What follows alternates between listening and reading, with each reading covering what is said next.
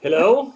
Everybody. I just wanted to let everyone know that Lee Griffing and Dale Bickle are going to be just a few minutes late, so they wanted you to go ahead and start without them, and they will be here shortly. Thank you. Thank you, and forgive me. I'm a few minutes late as well. I'm trying to catch up here and first get this to where I can see the agenda, so I can know what the first item up is. Jared, do you want to hum a song or something while we wait? While I'm looking for that. I can certainly email it to you again, John, if you need, or you can go to the city's webpage and find it there. I do. I've got it. I just. Okay. Sounds great. Thank you. I've got multiple screens up here, and one has stepped on the other, and there we go. Really, I'm going to be so happy to be back to some in-person meetings and being able to have paper in front of me. And yeah, I agree totally with you on that, John. I'm on a little iPhone here, and I tell you, it's a challenge. Yeah. So I think I see we've definitely got a quorum, I think. And I'm assuming, Lisa, you'll take roll off of the participants list. Yes, I will do that. Just let me know when you'd like me to start, and I will take care of that. I think we are ready to begin. Okay, that sounds good. Let me just get that rolling here.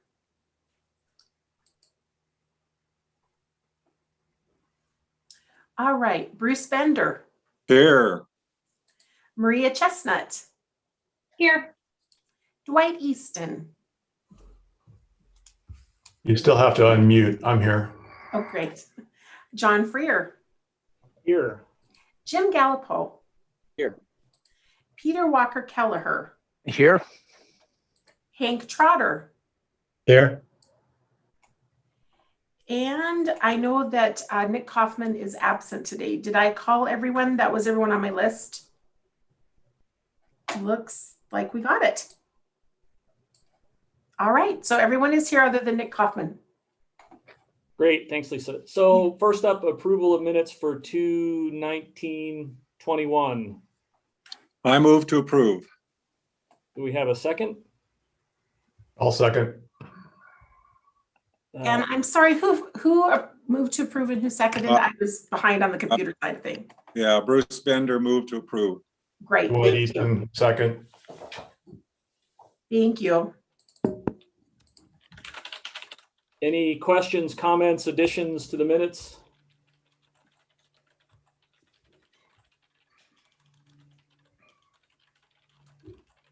Do we, Lisa, you want us to vote in the participant list, or are we just going to do show of hands?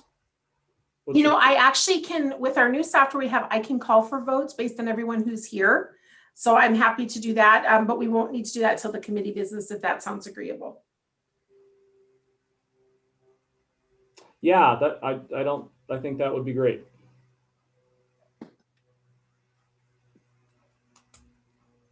And so will we get a poll vote for that? What's the? Yeah. So Okay. what will happen is I will just call your name and you can let me know your vote and then I'll record it into the system. Okay. So then we'll go for approval of the minutes. If you want to call for votes on that. Okay, we don't actually need to vote on those until the project updates under committee business. As long as I just heard everybody's voices, I can just make a note and say everybody was approved and Okay. So we're good. Great. Well, let's move on. Do we have any public comment for items not on the agenda?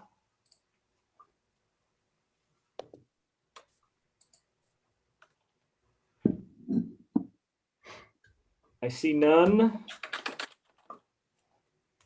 And so moving on, Lee has joined us. She's here now. Hello. Hello.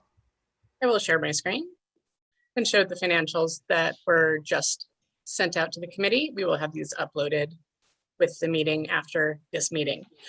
I want to let folks know we did this a little differently for this meeting, and we have FY21 and FY22 projections and requests. And after we have City Council approve all of the CIPs during the budget process in late April, we will update the financials with those out-year projections so that those can be the most timely items that are shared with IFAC. I did want to note that we ended FY20 with a fund balance of $2.3 million. And with our FY21 revenues, we're still sitting at a projection of $1.6 million. We have actually receded in over $1.5 million in actuals to date. So it is likely to come in higher than that. Please note the legend at the bottom left, as that can tell you what the status is on each of these items. And the items in yellow are projects that are being presented to the committee today. Thank you. Does anybody have any questions?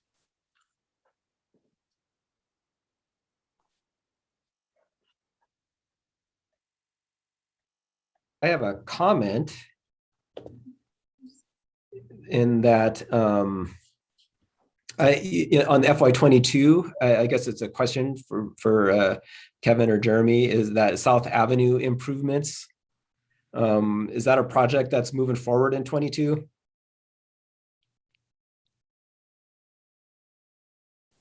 I think we could have a phase of South Avenue underway in 22.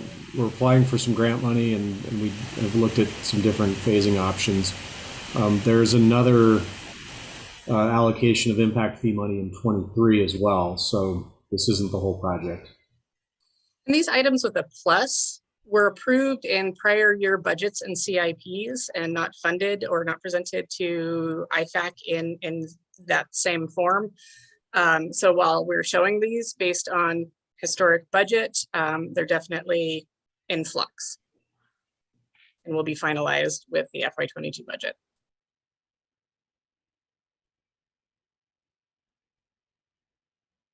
And I guess I think I just have one comment, and I appreciate these and the work that goes into them. I would like to see if we can get these prior to the meeting. It just doesn't, it's, especially in this format, it's really hard to even look at it and formulate any questions. I understand we can do that. Just give you a little bit of background. Right now, we are in the thick of budget with all of the departments and creating those new requests and creating those CIPs. So we do have a bit of both a moving target and sort of chicken and egg situation. Sure. I do apologize for that, and I'm happy to get these to IFAC prior to the next committee meeting, and definitely after that budget is approved. Thanks, Lee. Any other questions, comments?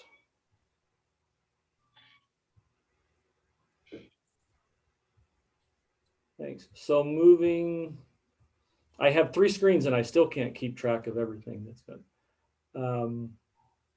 Project updates. Application form revision and update. I'm assuming this is Dale. And I'm so excited for this item.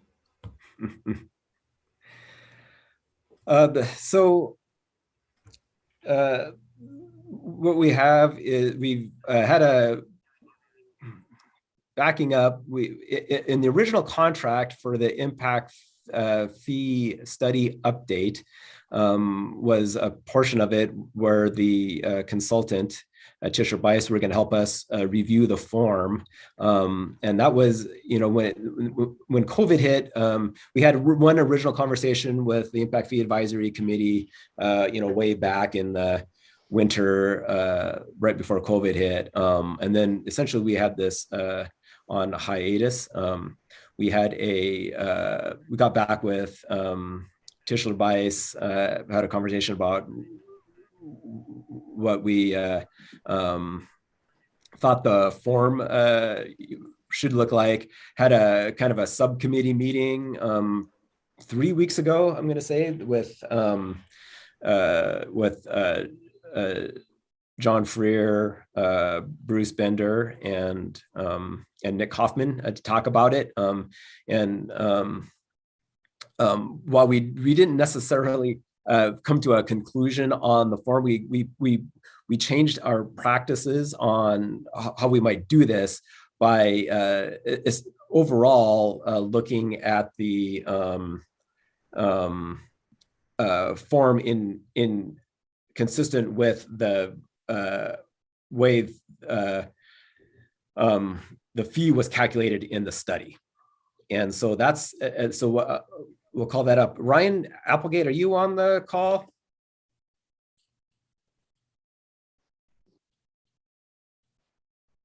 Ryan has not, he was invited, but has not yet joined the call. Okay. Ryan put together the new form, and I was going to ask him to walk through it. Lisa, if that is at your fingertips, are you able to share your screen, or Lee, do you have that available? I can pull it up.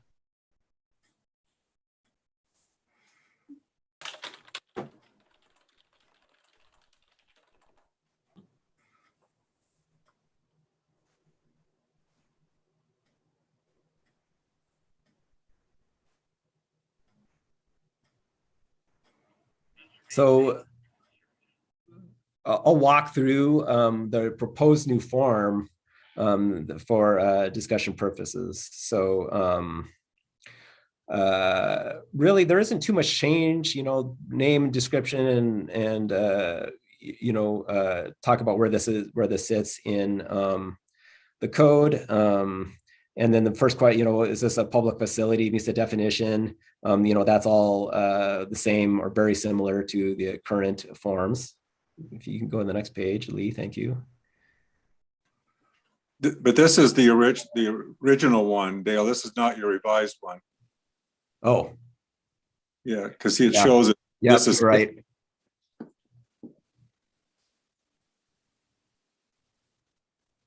So I had pulled up the, there's an edited one, Lee. There we go. Yeah. Thank you, Bruce. Thanks, Bruce.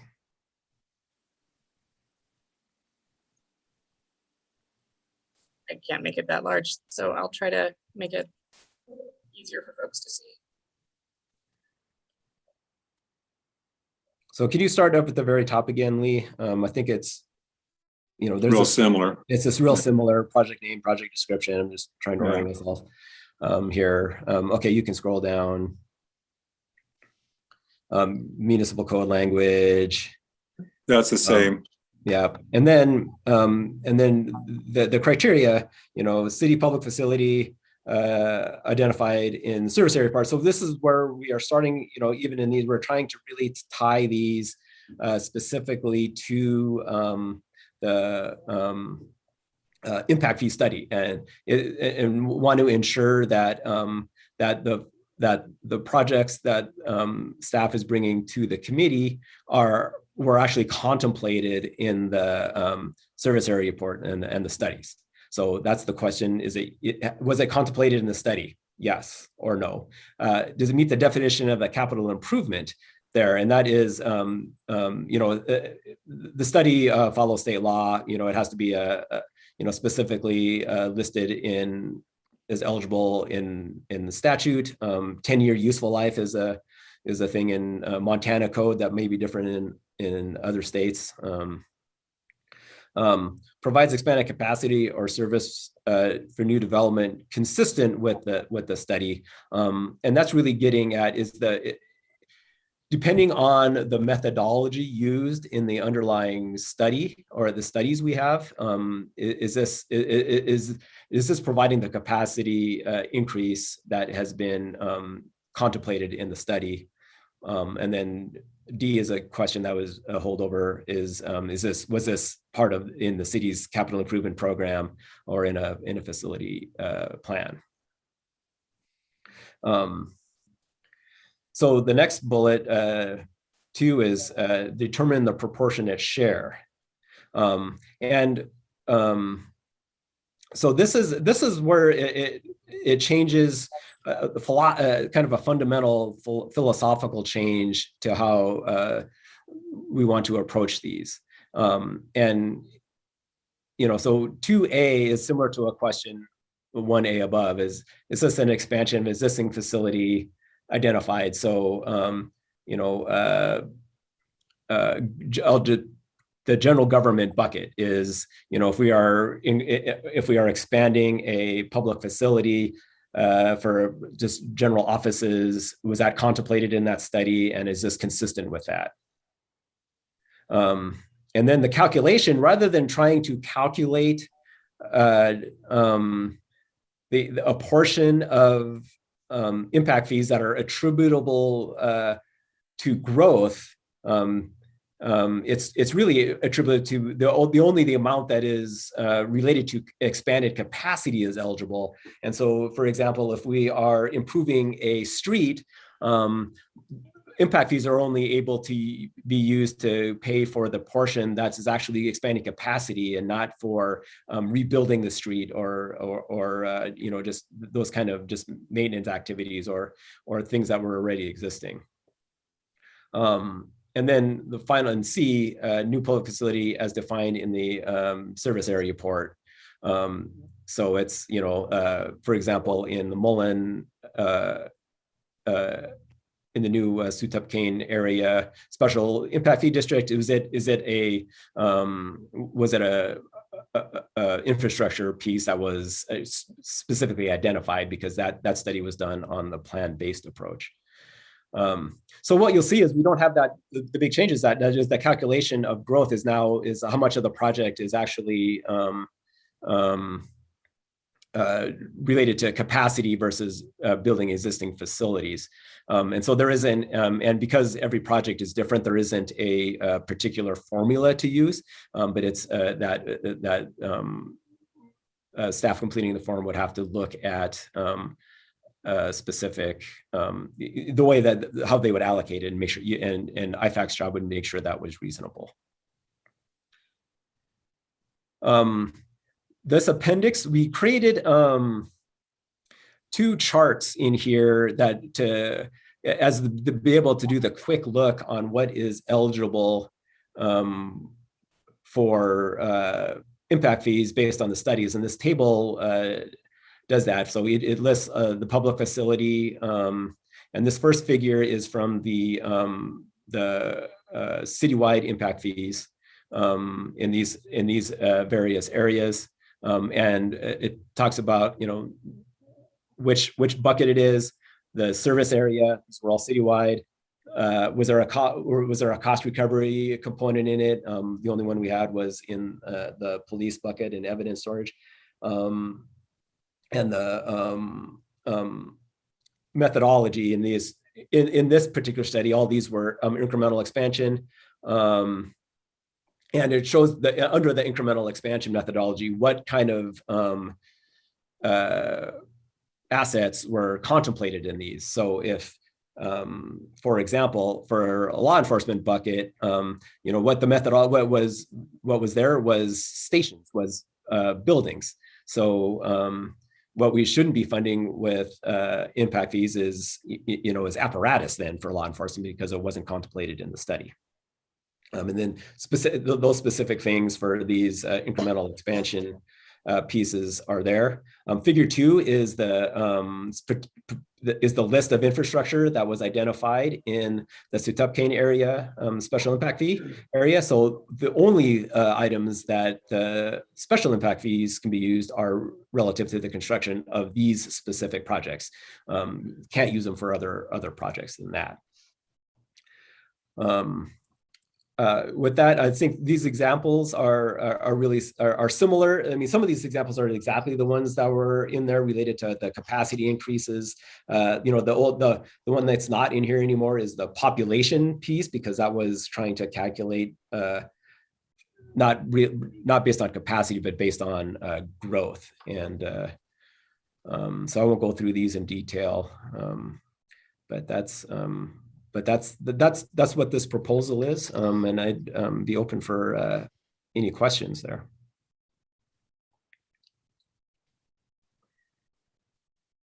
Thanks, Dale. I don't have any questions, and I want to kind of thank everybody that's been involved in changing this and their work and patience on it, and Carson too for his input. I think that it's really it kind of does what we were hoping to do and cleans up. There is no one size fits all in how to really show what that nexus and proportionality is, but hopefully I think this makes it clean, that it ties it to the study, and it might put a little bit more responsibility on staff to make sure that their requests are tied to the study. But I think it's cleaner in that if it's tied to the study and there's a capacity increase, and there's a logical methodology that shows that capacity increase, then it qualifies for impact fees. And so hopefully it does what the intent was and really just makes it a little more systematic, predictable, and streamlines the process. But yeah, thanks for sticking with it. It's a process from when we first started to revise that to get it done, but I think it looks great. Thanks. And I think, it took us a long time to get here. So I apologize for the delay of, through the pandemic and everything, but I think it is a good result. And I really do like tying it back to the study. I think that's an important step. Well, I think it'll help the committee to be more comfortable with the choices of what we're doing, because if it's in the study, then it's a basis of the fee. I think that I always saw the committee struggling with these ones that somehow didn't logically fit into it. But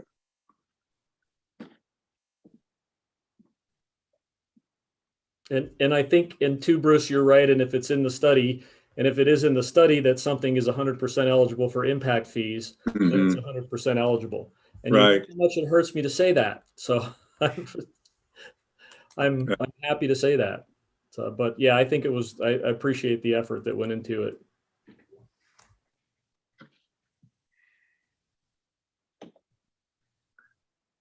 For the people that weren't part of the committee, some example I always thought we struggled with was the expansion of the bathroom facility in an existing building. And I think we got some clarity on that, hey, if you're not expanding the building, you're just kind of expanding the footprint.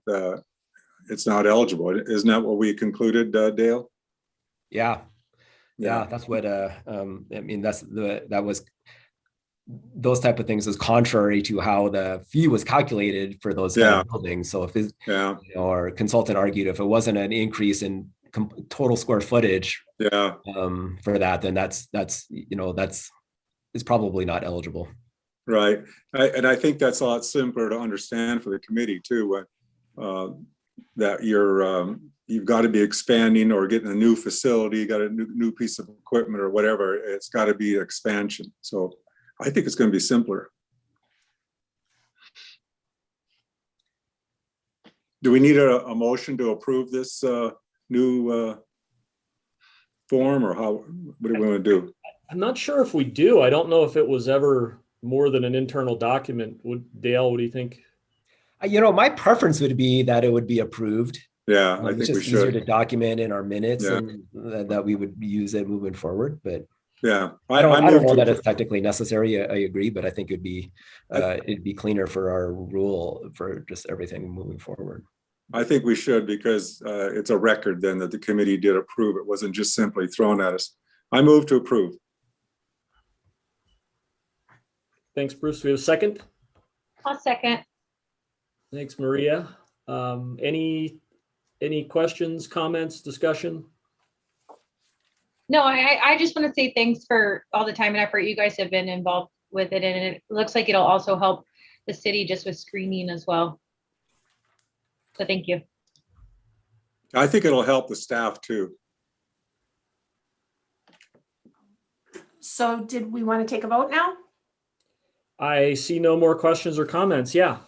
All right, so Jim Galpo, Yes. Hank Trotter, Yes. John Freer, Yes. Bruce Bender, Yes. Maria Chestnut, Yes. and Dwight Easton. Yes. And so that is unanimous with everyone in attendance. So Peter's here as well. Oh, I'm sorry, Peter, the system hadn't been set up to take votes, so I'm started doing it manually. I apologize. Peter, your vote? Yes. Thank you. Great. Thanks, Lisa. So we are on to projects, funding requests, fire rescue response. Jeff. Yeah, good morning, everyone.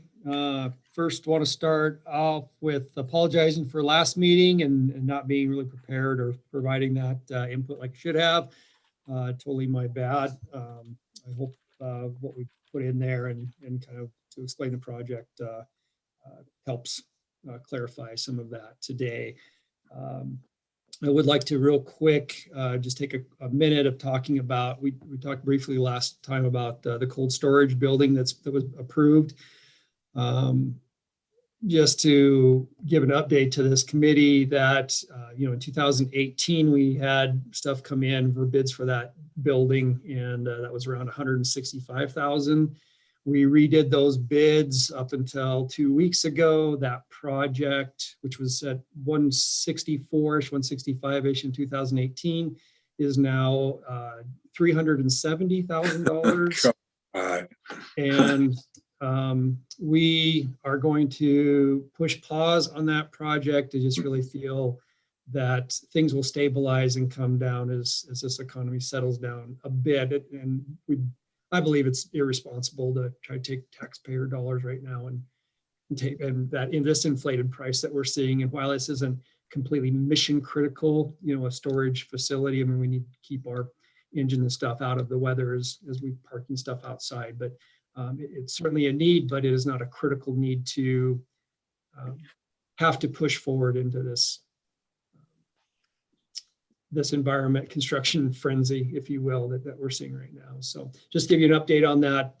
I'll probably be coming before you, whether that's later on this year or first part of next year. We are getting that project shovel ready with everything going through, but we're going to push pause on that project. So onto the rescue unit, provided a narrative in the checklist, and hope everybody had that opportunity, and now available for any questions for that. This unit is, as we talked about, it's an expansion of our fleet due to what we're seeing in our population growth and our bit growth and our excess growth as we continue to build more roads and trails. So happy to answer any questions.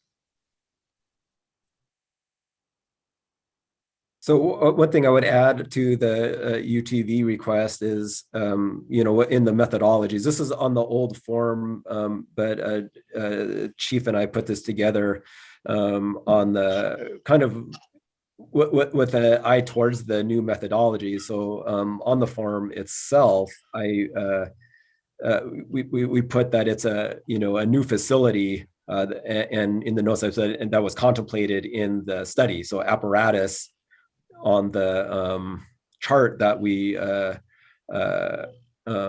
I showed you, and that has fire apparatus, and this so this fits that category in there, and Chief feels that it's easily have a 10 plus year useful life. So that's how we determine that it's eligible for impact fees.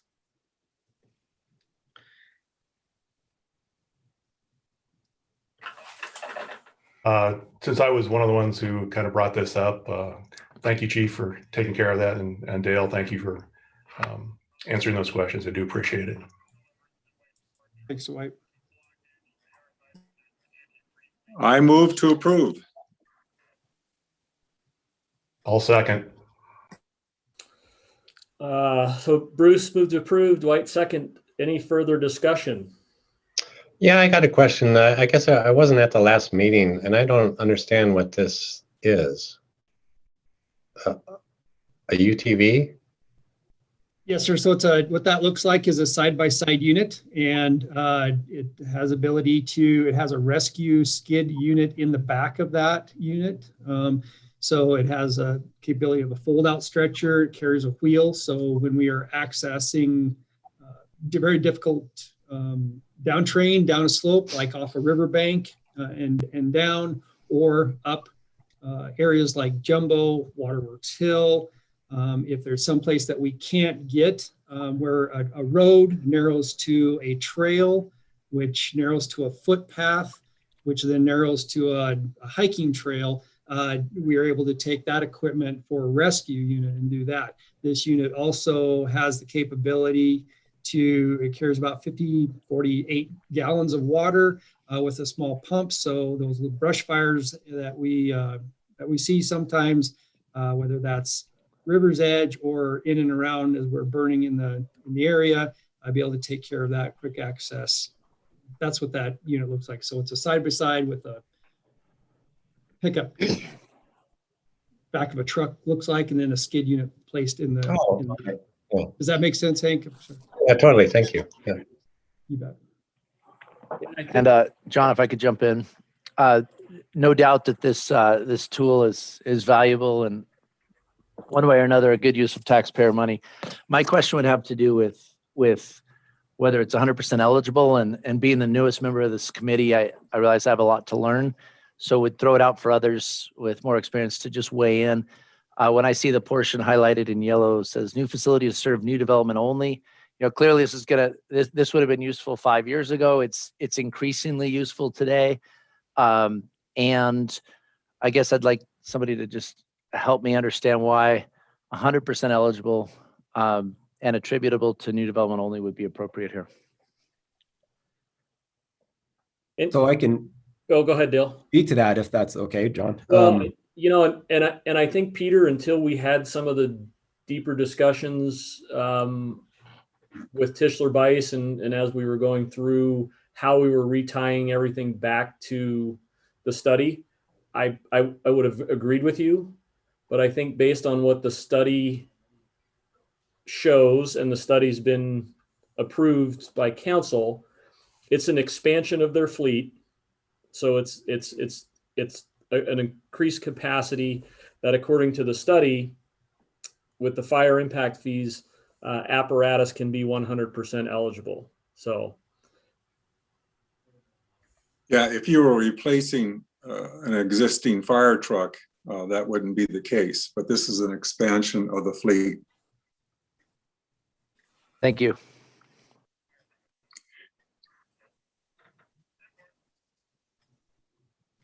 Any other further discussion? I see none. Could we get a vote? Jim Gallipo, Yes. Hank Trotter, Yes. John Freer, Yes. Bruce Bender, Yes, Maria Chestnut, Yes. Dwight Easton, Yes. and Peter Walker Kelleher. Yes. So that's a unanimous vote for everyone in attendance. Thank you, everyone. Really appreciate your time and your dedication to the committee.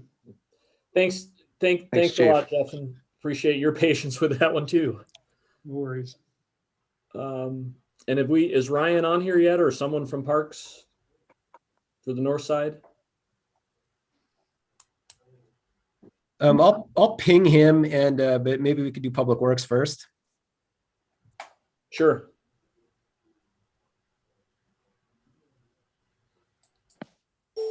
Well, if nobody has an objection, we'll move that down the agenda, and then we'll go on to Cattle Drive. Okay, Kevin Slobart, City Engineer for Surface Transportation. I'm going to present the Public Works request for Allison. And if there's any questions that Jeremy can jump in and help answer too. So Cattle Drive is basically the completion of the intersection with George Elmer. I am going to share my screen just to get a familiarity with where we're talking about. And we haven't budgeted for additional licenses. So does everybody see my screen that is the Google Maps? Got it. Okay. So it's in George Elmer Drive runs north from Mullen. With the build grant will eventually connect up to England Boulevard, and then farther north will eventually connect to West Broadway. But that's not really the project. The project is the intersection with Cattle Drive, which is between the 44 Ranch development and the Flynn Ranch development. There's a development that is currently approved and that is in construction right now. It's called McNutt Flats. It's north of this intersection in both 44 Ranch and Flynn Ranch developments. These developments, all three of these that I just mentioned, will contribute to the completion of this particular intersection. This intersection with the subdivision conditions of the two adjacent subdivisions were required to build a roundabout here. The reason why that final project wasn't completed, you see all the curbs and sidewalks on the outside of the project were done, but the water feature that's there now restricts site visibility and causes a hazard.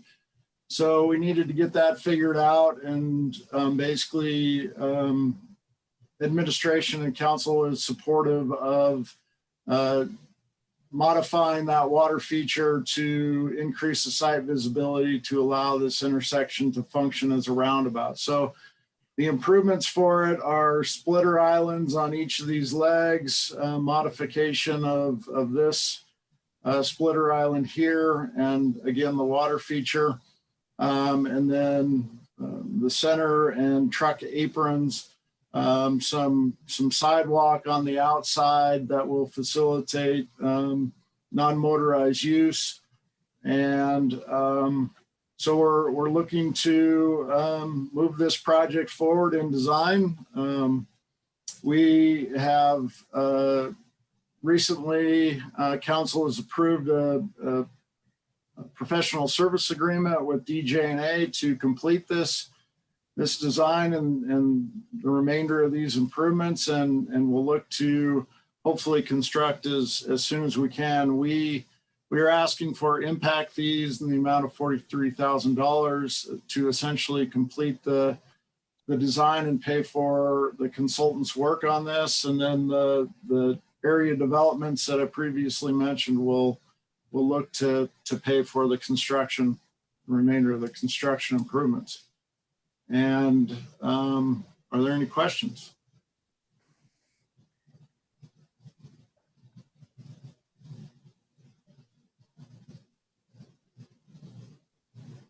So Kevin, in the funding checklist, the total project cost, is that for the actual improvement or is that just for the design? That is for the design and the construction. So it's for all of it. All up. Okay, thank you.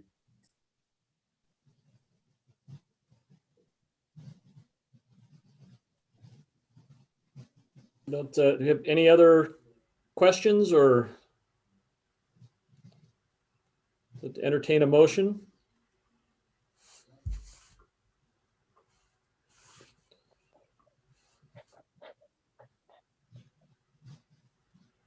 Yeah. Move to approve, I guess. Thanks, Jim. We got a motion to approve. Do we have a second? I second. Bruce? Any other further discussion? Just for, again, clarification, are the transportation impact fees that we're talking about coming out of the bucket of the special impact fees for this area? They are not.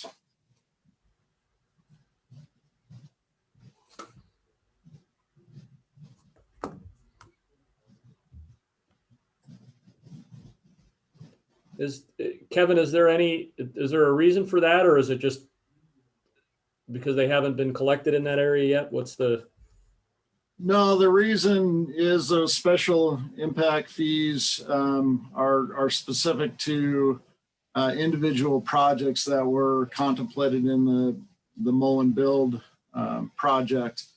And this intersection improvement was always a local project that was left out of that Mullen Build project. Okay, thanks.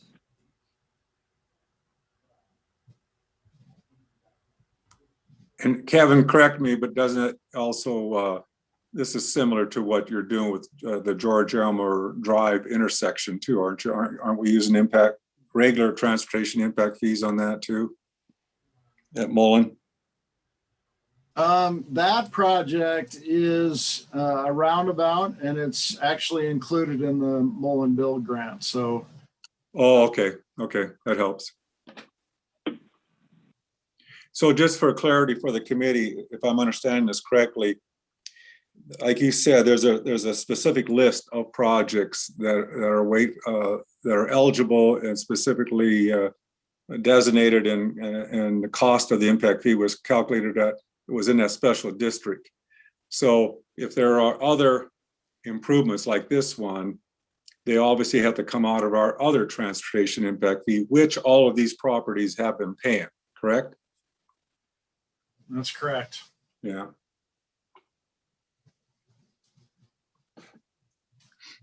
Any other questions on this?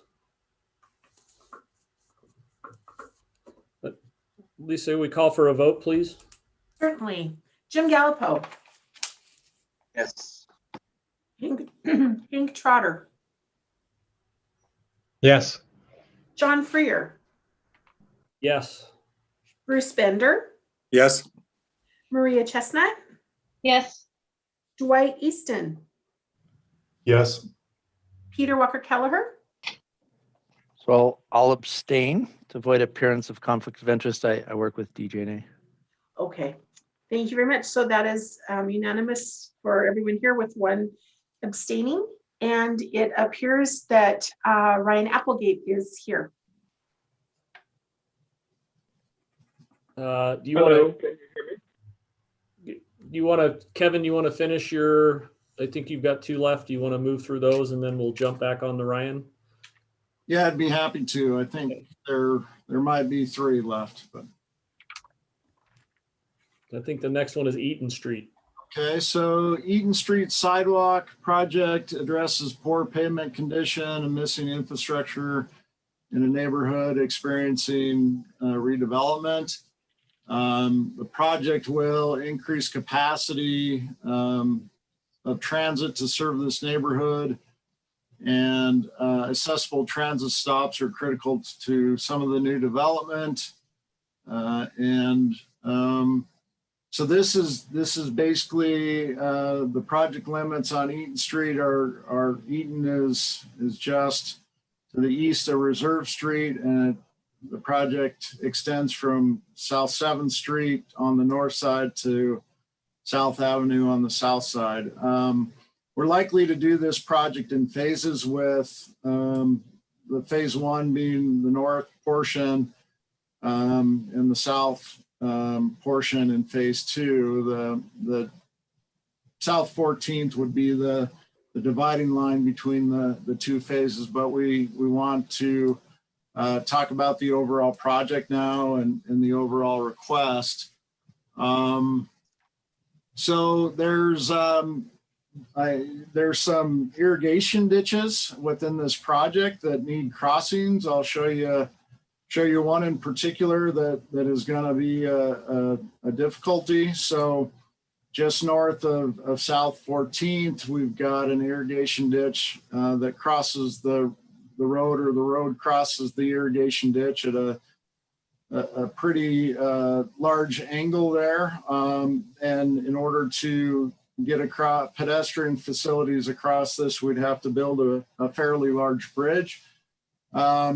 We are looking at, instead of potentially doing that, because that would cost quite a bit of money, we are looking into extending the culvert underneath the road to then extend underneath a pedestrian facility. So those are those, and then another way to potentially get across the irrigation ditch is to acquire some easement from the adjacent property owners, and then try to get across the irrigation ditch more at a 90-degree angle, which would shorten the bridge span and the cost of a bridge, and then continue the sidewalk and facilities on either side of the ditch. So there's some complexities with this project, and not everything is accessible to the adjacent property owner. So we're looking for some impact fees to have a fully funded project, and that amount is $450,000. And I'd be happy to answer any questions.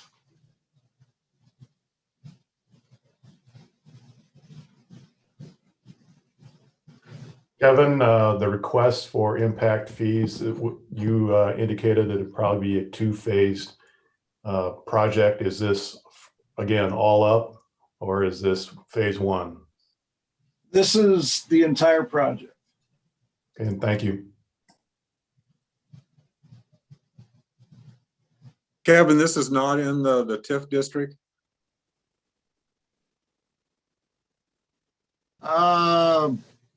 I don't believe so.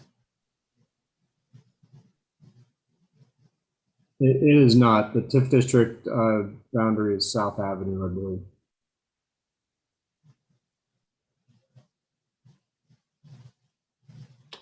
I also see on the checklist that there's some SIDs in there. Could you elaborate on that a little bit?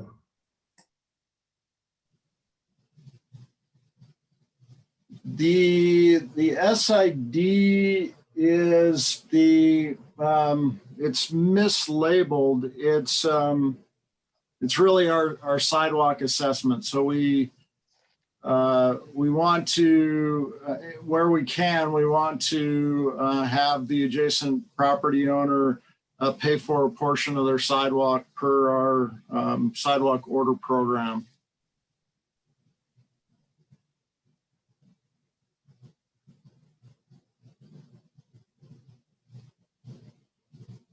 And is that, Kevin, I'm assuming that's for is that the portion next to the church along that, all the way along Eaton?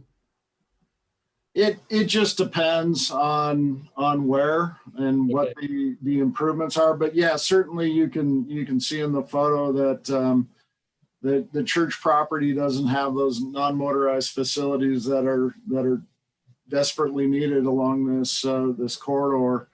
And for those properties that don't have, those non-motorized facilities, we'll look to assess those properties. Now, the church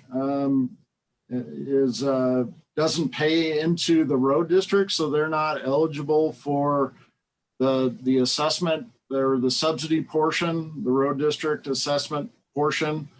So they would basically have to pay full freight for those sidewalk and non-motorized facilities adjacent to their parcel. But although if we need an easement from them, as I mentioned, we may end up working out a financial deal with them to in exchange of improvements for easement or land, so to get those improvements in. So we're just looking to hire a consultant to help us design this project. And there are things that we've identified that we need to move forward with through the design process, and we will do that as we get into the preliminary design and final design for the project. So does anyone want to make a motion on this? I think if we have any further discussion, we can do it after the motion. I'm happy to make a motion to approve.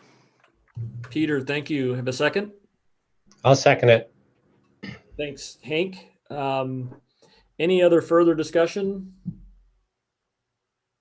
I know, I appreciate the information you've got on the bottom of this one, Kevin, I know how hard it is to try to really detail the capacity increase, but I think that's super helpful. Any other comments, questions? See none. Lisa, could we have a vote? We can. Jim Gallipo.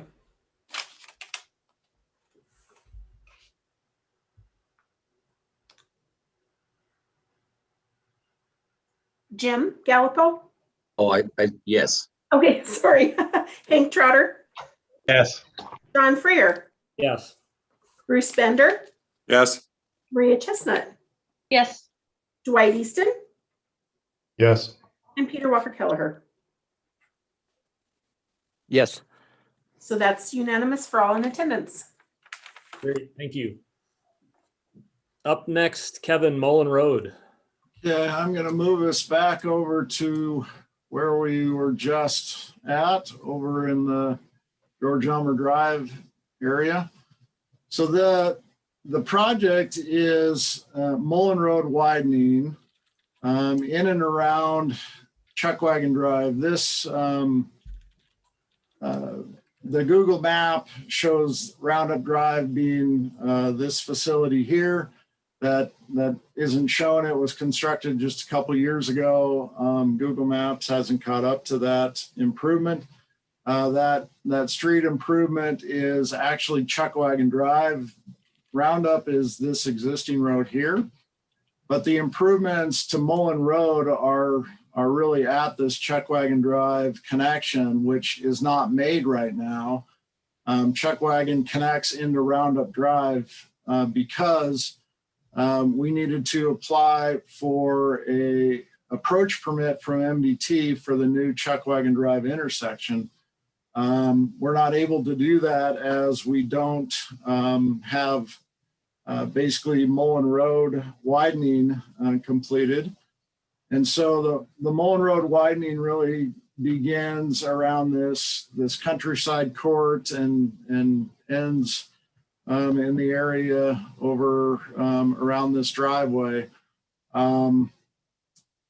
east of Josephine here. So there's quite a bit of widening to do on Mullen Road, and this is really to allow a left turning vehicle heading in the eastbound direction to turn onto Chuckwagon Drive without being in a two-way center turn lane and being out of through traffic. And MDT required that with the 44-inch development, which is up north here. And the city thought that this improvement was more of a regional improvement. And in addition, the developer isn't able to apply for an encroachment permit from MDT to actually tie into Mullen Road, which is an MDT facility. So really, the Impact Fee Advisory Committee previously approved a $300,000 allotment for this project. And what I had said a number of years ago when that transportation impact fee request was approved, that I would try to get some other area developers to help pay for this. What it ended up happening is Heron's Landing is now looking to is a new subdivision that is approved in this area, just south of 44 Ranch. We were not able to get a condition on their development to help pay for these improvements on Mullen. And so really the request, this is a new request for additional money in order to complete this project. The previous request was $300,000 and some money from the development, and asking for BARSA money also. And now the new request is basically to supplement the money that the developers are not putting into the project, and supplementing that with transportation impact fees. So the new request is for $529,500, and I'd be happy to answer any questions.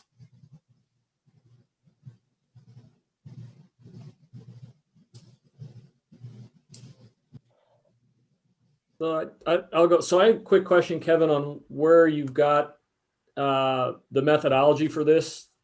What you put down for the methodology is collector improvements, impact fee portion 33%, but the budget checklist is significantly higher than that.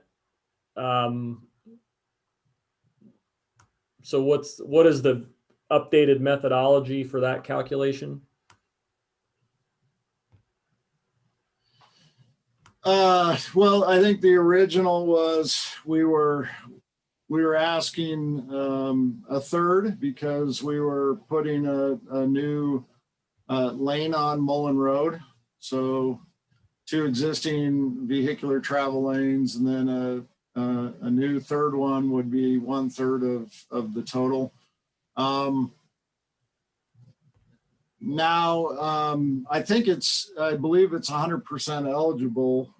So we're just looking to increase the amount of money associated with the project. And I guess, John, I don't know if that answered your question, but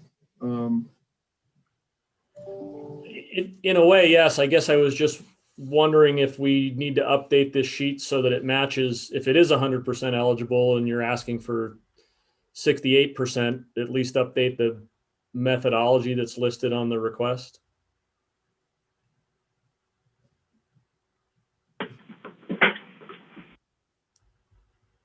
okay, yeah, we can definitely do that.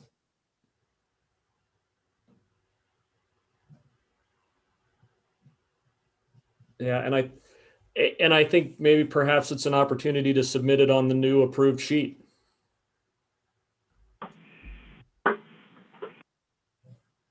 Any other questions or discussion? I just wanted to clarify the developer contribution on this, that, you know, the reason that we're reducing the amount of developer contribution and using impact fees is because these developments are paying impact fees. And we looked at how many lots and what is being generated by those impact fees.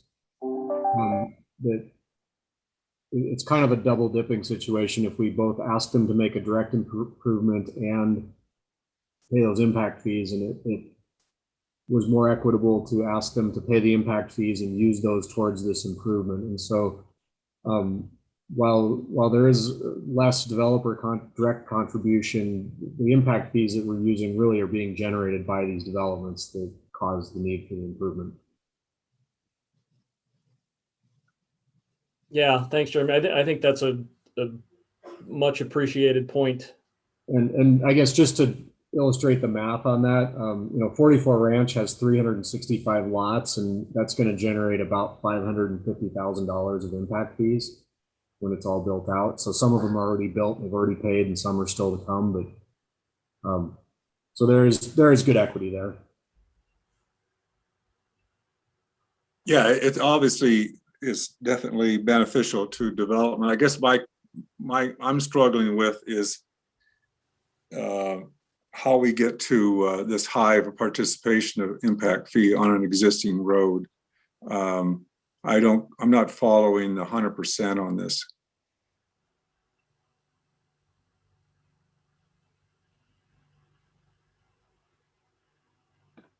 I think there's two issues here. One is that, the direct impact of the development was really the need to build turn lanes, primarily a right turn lane. MDT is requiring us to also widen Mullen for left turn lanes, a two-way left turn lane for that whole stretch. And that's really caused by the need or the fact that there's background traffic growth. So there's traffic growth that's beyond just what these developments are causing. That it requires widening for a turn lane for left turns. So it's kind of a problem that MDT is pushing us into this design solution that is not directly tied to the developments at hand, but is more a result of just overall growth. I don't know if that gets at your question, Bruce, but. Well, I'm just trying to understand the capacity increase. So what we're saying here is to build these expansionary, the turning lane, that is really the driver of all the costs. If you, the existing road would certainly be okay without having to build that turning lane. Is that what we're saying? No, I think MDT has told us that the existing road is not okay for those few vehicles that are going to be making that eastbound left turn onto Chuckwagon. So I guess the way I'd look at it, go ahead. Well, I'm not questioning the need for it. I guess I'm trying to understand how we get so high with impact fee, Kevin. That really what's driving these costs is the building of that turning lane. Is that correct? Yeah, that's correct. And what I was going to add is it's the new lane is for the capacity to serve the development. So it's a 100% capacity increase. Okay. But there's really two capacity increases here. One is the capacity that is needed for these developments, which is the right turn lane.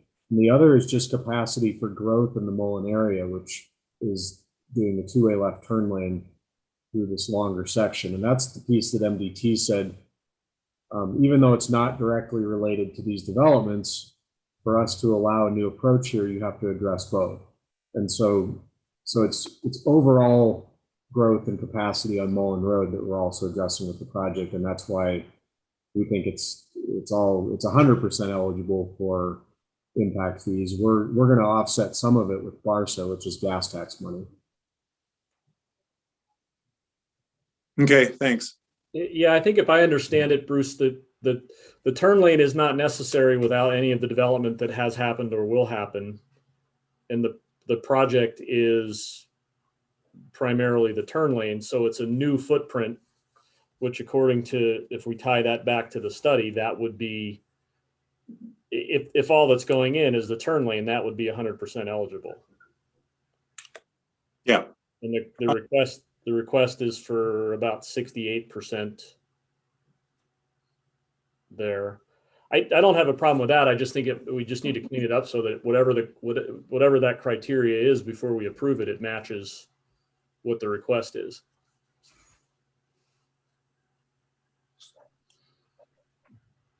Do we have any other questions on that one? I know how much you like coming back, Kevin. Do you want to bring this one back? Yeah, sure. I sure can. It's not ultimately all that time sensitive. Okay. So. That was going to be the question. Well, that would be great. Any other comments on that? And I think if not, you have one more. Yeah, thank you. The last one is Turner Warden North 5th, and I will move us to that area. So we are on the north side. So from the existing from the existing roundabout, from the I-90 interchange. North 5th comes around, intersects with Warden, heads north to Turner, and then comes across to Scott Street. So the project is really from Orange to Scott. We're doing some improvements, some sidewalk improvements and intersection improvements on North 5th in conjunction with a Missoula water project, and then improvements to Warden and Turner, as these are all collectors in the neighborhood, will enhance pedestrian and non-motorized transportation to areas within the city and around these road segments. It will provide connectivity to Northside Park, and I think we're going to hear about that from Ryan here in a few minutes.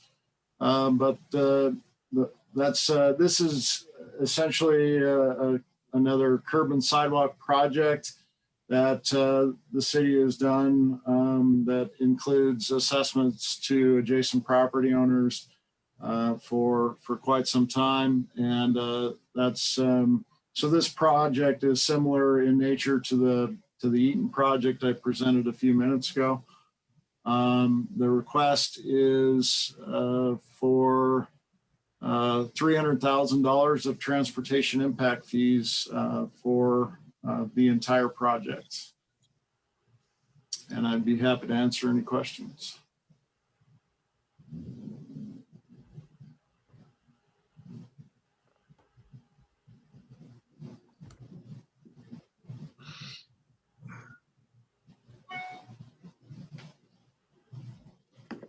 Do you have any questions, or somebody want to have a motion?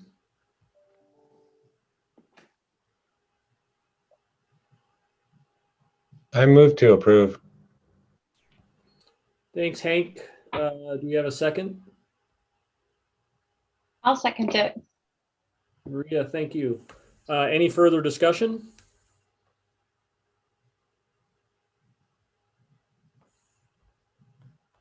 I kind of just had a comment just for Kevin and Jeremy, was that, it's really interesting and kind of neat to see this as we scoot around this screen on the map of Missoula. And I just appreciate how much you guys are really understanding the expansion needs of, existing, kind of historic neighborhoods too. So thank you for, just how much you're touching and increasing that walkability and transportation needs of Missoula.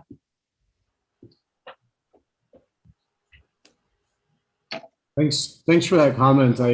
This is really an important part of our strategy around providing transportation capacity, and looking at how we do multimodal transportation, particularly in these neighborhoods where we're doing a lot of infill, and those mode shift goals are actually very achievable if we provide that infrastructure. So moving people to a walking mode or a bike mode or transit, it provides more capacity on the road for cars where we need it, and is really very cost effective. And in addition to all the equity issues that come around that, it's just a good financial decision for us, because we can't afford to build more car lanes everywhere.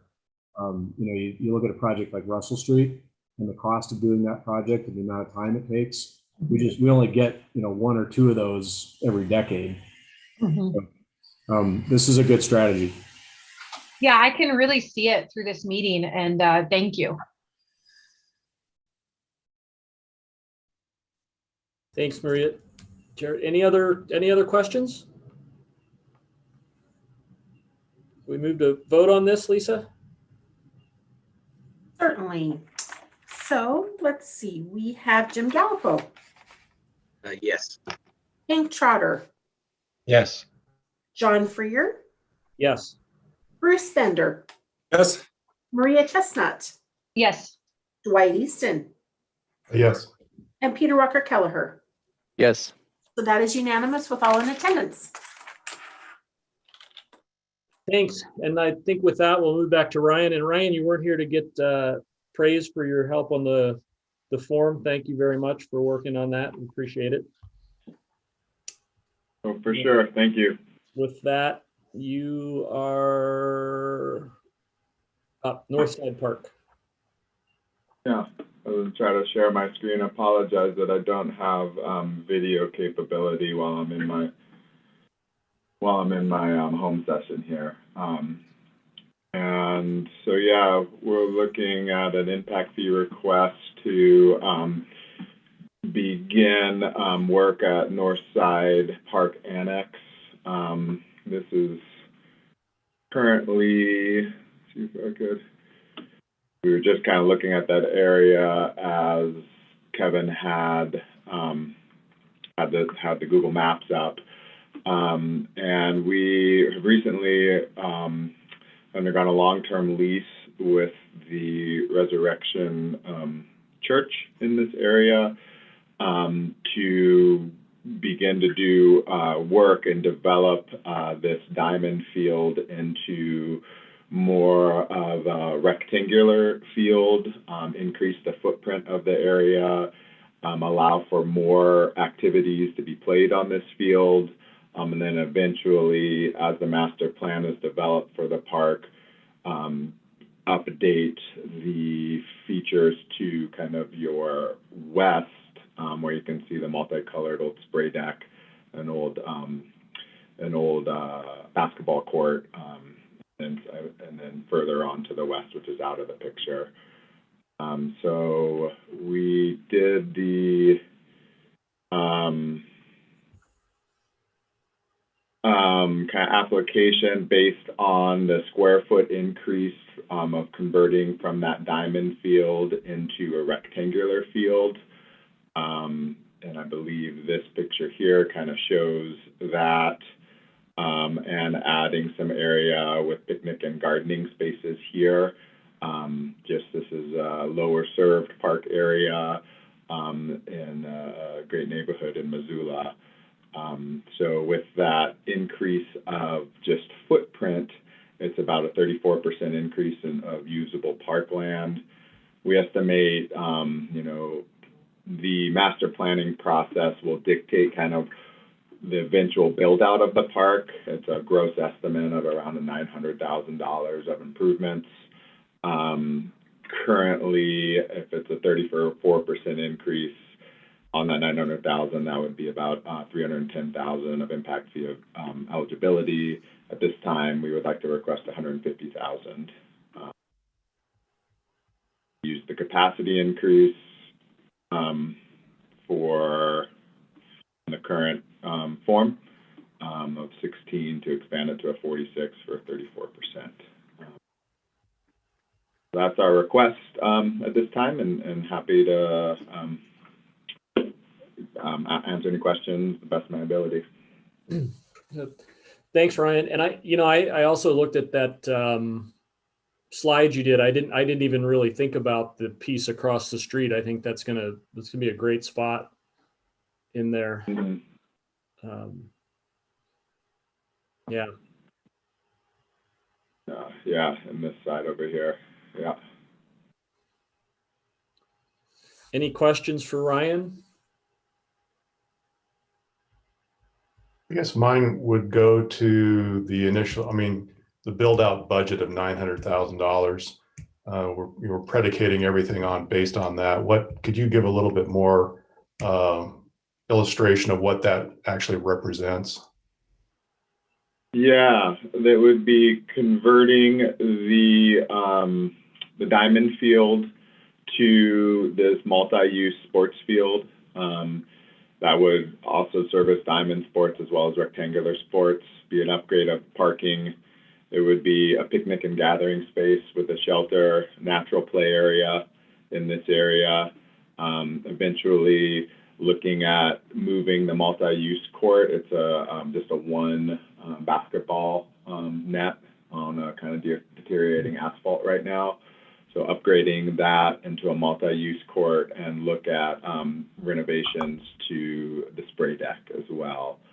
Those are our thoughts right now, though, you know, the ultimate kind of what would really go in there would be determined by the public process, which we would start, and then our CIP indicate we start kicking that off in fiscal year 22 and 23 to start deciding, gathering input from the community of what they want to see in their park. This is kind of represents our initial outreach. So are the funds that you're asking for, are they used for the planning process or the actual renovation of the park? They would be used to start the planning process and the public process, and you know, depending on what is the overall, when we get to you know, 60% designed and get some hard cost numbers, you know, if there is additional impact fees available and balances left, we could either ask for more based on the capacity increase, because we're not asking for the total eligible amount right now, and we'd be able to firm up those kind of capacity requests once we have more hard numbers.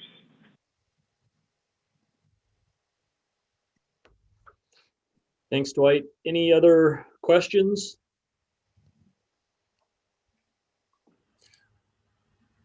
Move to approve. This is Bruce. Bruce, thank you. Do we have a second? I'll second this, Jim. Any additional comment?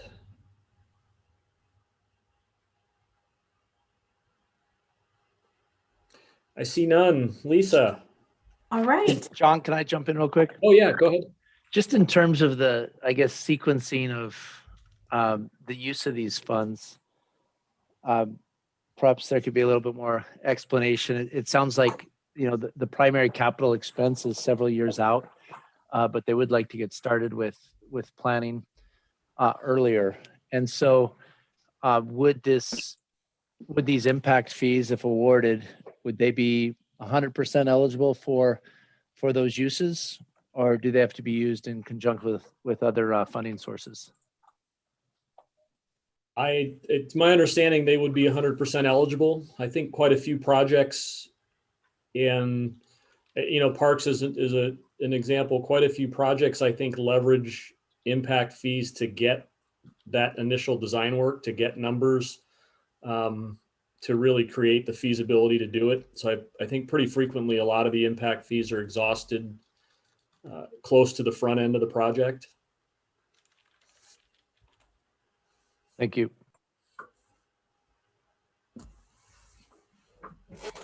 And Dale did not correct me that they're not all eligible immediately, so I believe that I am correct on that. Any other comments? All right, Lisa. All right. So Jim Gallipo, Yes. Hank Trotter, Yes. John Freer, Yes. Bruce Bender, Yes. Maria Chestnut, Yes. Dwight Easton, Yes. Peter Walker Kelleher. Yes.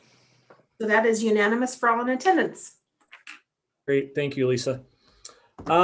Next up, do we have any other items not on the agenda?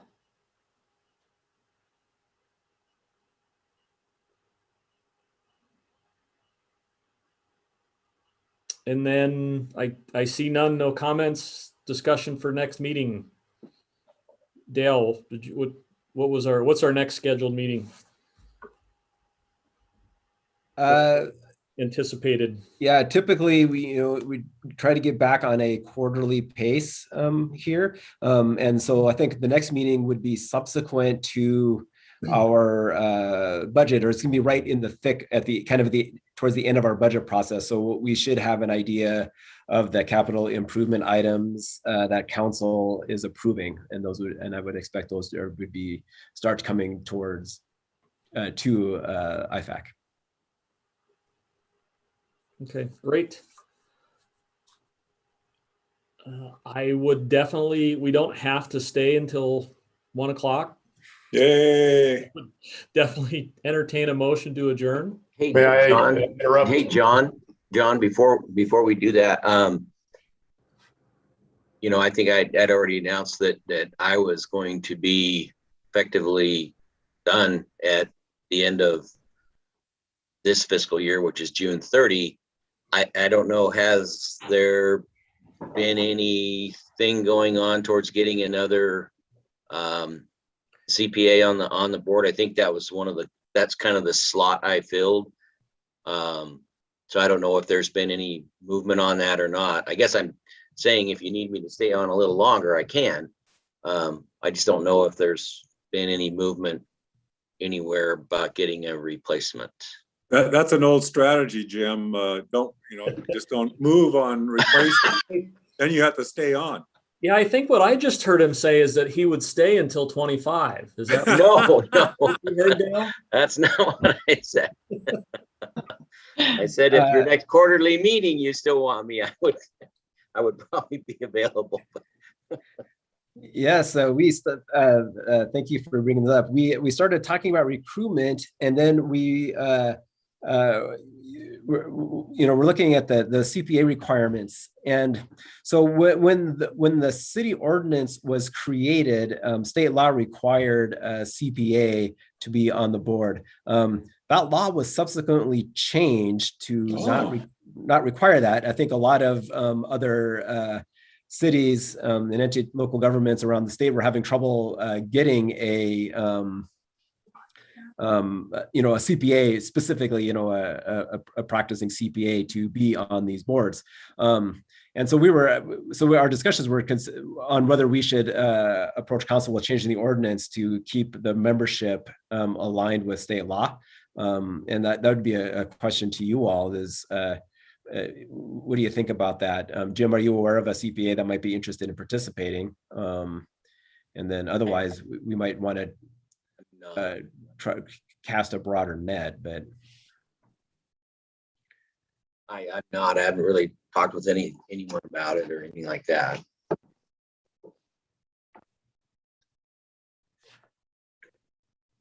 Yeah, I mean, I think it's been extremely helpful to have Jim and his knowledge and eye on it, but I don't know what the challenge would be to try to get someone to replace him. We could certainly target someone with a financial background that wouldn't necessarily have to be a CPA. Mm-hmm. Yeah, I don't think that a CPA requirement. I just these are all it's governmental entities and things like that, and most CPAs, frankly, they deal in private, they deal in tax, they deal in audit, they don't necessarily deal in governmental or that type of thing. So it's really just somebody that understands a little bit about budgeting and frankly more of the governmental process than a CPA in public practice. And I, thanks for sharing that, Dale. I didn't actually realize that the law had changed in that, and I think it probably made sense at the inception. But we've got a process now that for collecting, reporting that's pretty streamlined, and I don't necessarily think we have to make that a requirement. But is that your office that does the recruiting for that? It is, yes. So yeah, I think we'll get the recruitment going, and I think concurrently we will work on an ordinance change. And yeah, makes sense. Thanks. So with that, I would now entertain a motion.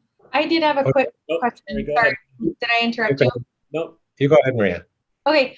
There was just kind of banter at the beginning about excitement about getting in person. Is there any thought at the city about going back to in-person meetings, or just kind of wondering?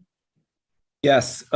So we are, it hasn't been publicly announced yet. We are going back to normal, whatever normal means, in this on June 14th, where City Council will start meeting in a hybrid form, so that what we don't want to lose is while we have lost something really in in-person meetings, we've actually gained a lot by having both. So we're creating these hybrid technologies. What our reopening plans indicate that is boards and commissions like IFAC would stay virtual until we get hybrid meetings. We will have hybrid meeting technology by the middle of next month, but it's kind of an interim step and it's only in council chambers. But we're working quickly on that. So in the next, I actually anticipate by the next Impact Fee Advisory Committee, we would be able to host a hybrid meeting where members of the board, staff, and public could choose their method of being able to participate. Oh, great. Thanks for the update. Good question. Hank, you had something? Yeah, thank you. I just want to thank Lisa for the quality of the attachments that are sent to us. From a year or two ago, it's a great improvement and very clear. But I just would ask, I don't know, maybe Dale, or to encourage staff to get Lisa the information earlier so that we can receive the email with all those, because there were 16 attachments to that email. And I think we got it at 1 o'clock yesterday. I was on a work site getting inspections done, and it was hectic.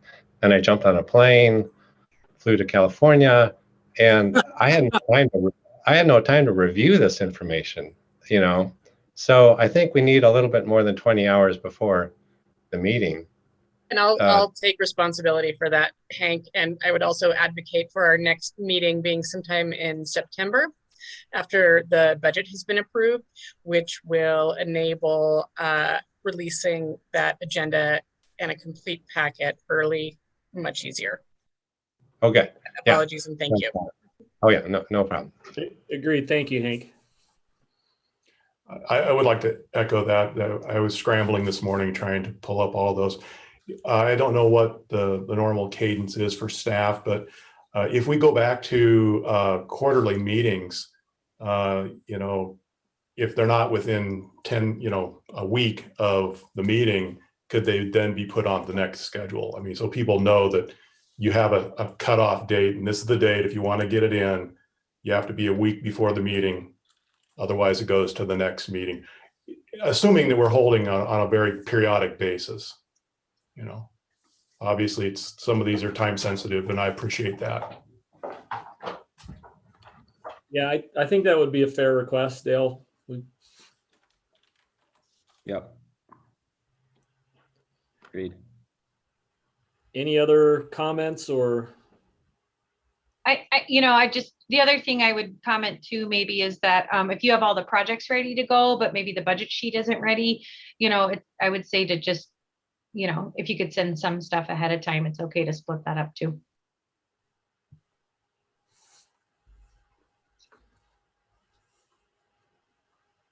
Yeah.